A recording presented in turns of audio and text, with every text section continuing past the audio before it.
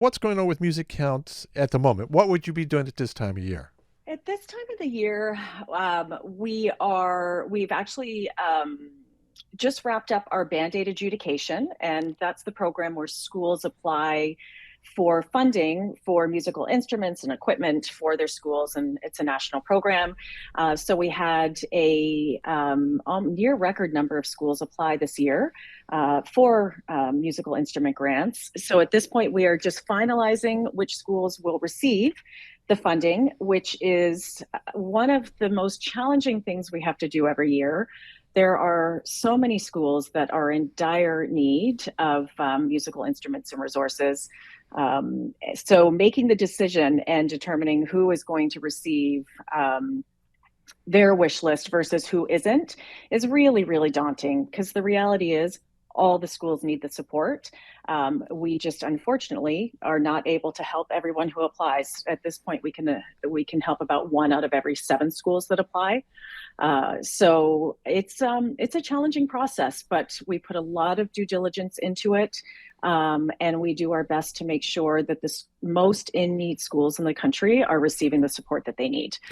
Are they looking for traditional instruments? Are they looking for something like, just computers and recording programs or and keyboards? Yeah, we really support any approach to music education. So it might be beat making, traditional drumming, it could be support for recording studio, and also things such as steel pan drums and Indigenous drums. These are all the types of approaches that we support. And actually, this year, we're really excited that we are launching a new program, which is called the MusiCounts Slaight Family Foundation Innovation Fund. We were the recipients of an extremely generous donation from the Slaight Family Foundation, and they have committed $2 million over the next 5 years. And this is going to help fuel the evolution of music education, and that's going to be by providing instruments and gear for technology forward and culturally relevant music programming.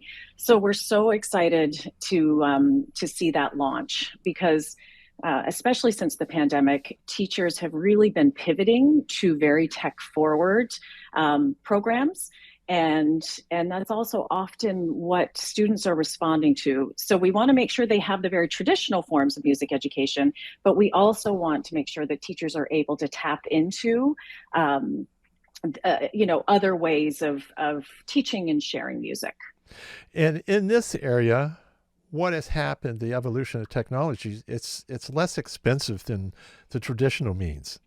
Yeah, absolutely. It is. And if you consider the average school receives less than $500 a year for their music program, Unbelievable. um, and some schools receive nothing. So, and that's including the purchase of sheet music and repairing, strings on a guitar. Teachers are unbelievably resourceful, and they are able to make instruments stretch far beyond what their lifetime should be, but it's just not enough money. And so you're absolutely right. There are some forms of music technology that are less expensive, and it makes it much more accessible.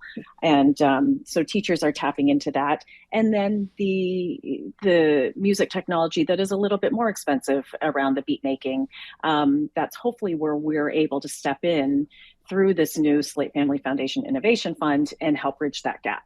Now, the TD Community Music Program, now what is that about? Yeah, so that's a very similar program where we are supporting community groups, so community organizations across the country, with their pursuit of music education for kids in the community, because a lot of kids obviously cannot afford private lessons outside of school. So we want to make sure kids have the ability to tap into music education within their community, particularly if there are gaps in their school program. So I'm sure you're aware there are just some unbelievable community programs out there. So we support them once again with up to $20,000 in funding annually to support musical instruments, resources, and equipment. Now, do you also support summer programs for kids?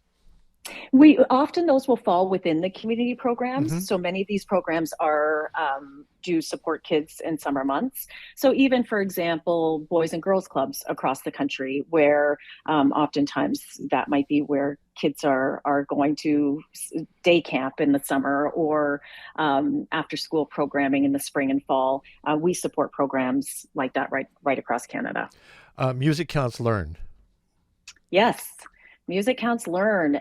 Music Counts Learn was born out of the pandemic, actually, where we saw that teachers needed additional support in helping teach music through the pandemic. And it really started us down a path of introducing a number of resources, free teaching resources that teach about things such as contemporary Indigenous artists and their music, mental health and well-being, which was so important during the pandemic and continues to be, and even social justice through the lens of hip hop. So these are all resources that we launched under the umbrella of Music Counts Learn, and we're continuing to develop and grow them.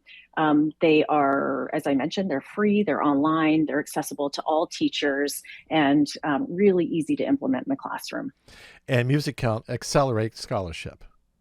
Yeah, we have two scholarships. We have the Uh-huh. Amplify Scholarship, which supports kids in high school. So that's our most recent scholarship that we launched, and we were really excited to be able to help kids within their high school years who are choosing, who really wish to take their music pursuits beyond high school.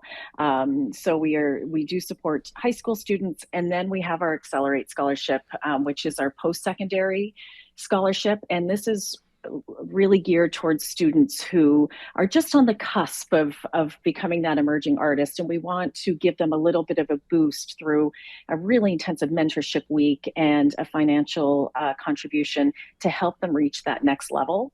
And we have seen success. In fact, it was just this past JUNO Awards, one of our scholarship recipients won a JUNO Award. So that's so exciting when we see that, and we can really see that progression from the support that we're giving them at a younger age and how that helps them develop over the coming years. Now, how do you decide who becomes the Teacher of the Year, the Music Counts Teacher of the Year? Oh my gosh. I always say music teachers are the unsung heroes Yeah. of our country. They truly, truly are. And nothing makes the Music Counts team more excited, truly, and proud when we are able to honor one of these exceptional, exceptional teachers. So when it comes to the actual process of choosing the recipient, our team can really only take it so far. As much as we like to think we're subject matter experts, we are not in the classroom every day. So we are able to narrow it down to five. Typically, we try to choose five educators that run, have great geographic representation and representation of various forms of teaching music education. Then we turn it over to our panel of teaching experts who choose the final winner. The great thing about it is all of the recipients. So as I said, we narrow it down to five recipients, and then we announce the one winner, but all of the recipients receive a boost to their career. They receive a lot of recognition within their Hmm. local community. We make sure that we are doing a lot of PR on their behalf so that their community understands the incredible work that they've done. We invite them out to the JUNO Awards to enjoy everything that weekend has to offer. And then, yes, we have to unveil the winner at the end of the JUNO weekend on broadcast. Now, I expect those behind the scenes that you can draw from the community to support the program. This must be the award for them, the Inspired Minds Ambassador Award.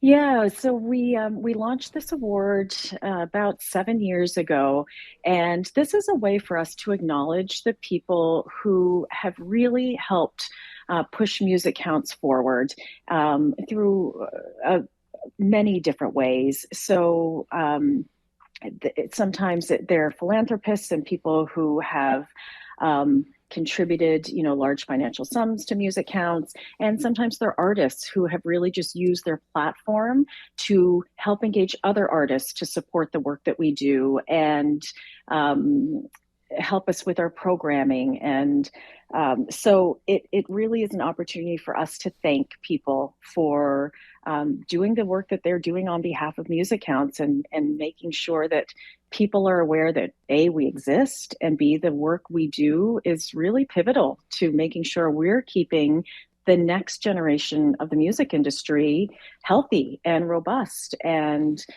making sure that it's a viable career path for students right now.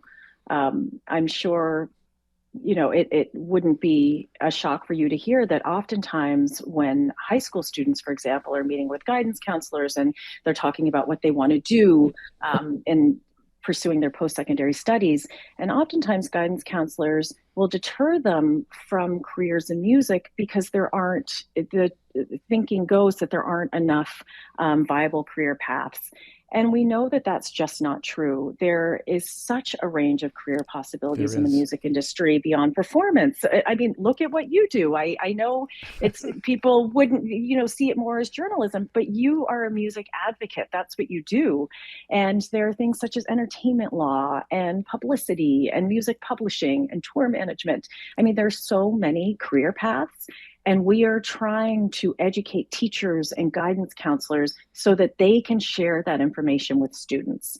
So getting back to kind of the advocates through our MusiCounts Inspired Minds Ambassador Award, we rely on other people to also help us share this information and share the work that we do. And we love to be able to honor them for doing it. In the classroom, I teach at Harris, and one of the things I tell my students is, okay, 99% of you are going to get on the stage. Where can you find yourself in this because you love music so much? And me and my son were discussing this yesterday. The industry this past year economically was the best ever in the history. Yeah. So there are so many offshoots and so many other possibilities now that were never there before.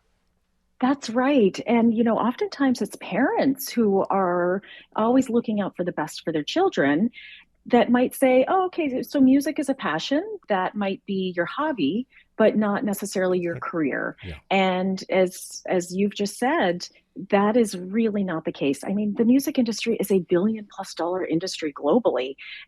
Something is supporting that. And there's a lot of people that are cogs in that wheel to make it such a successful industry. So I agree. I can't imagine working anywhere else. I feel so fortunate to work in this crazy world. And that's a big part of the work that we do is we want students to understand that this is a great place to land. Is it just one deadline a year in November, or is there other deadlines? For the Band-Aid program for schools to apply, yes, our application window will open in September, and it will end in November. It's very easy to get all of that information on our website, MusiCounts.ca. And right now, our community music program application window is open, and it closes quite soon in mid-April. So again, if you are part of a community music organization and you want to apply for funding, you can find all of the information again on MusiCounts.ca. I deeply appreciate this conversation, and thank you. Well, I thank you very much for having me.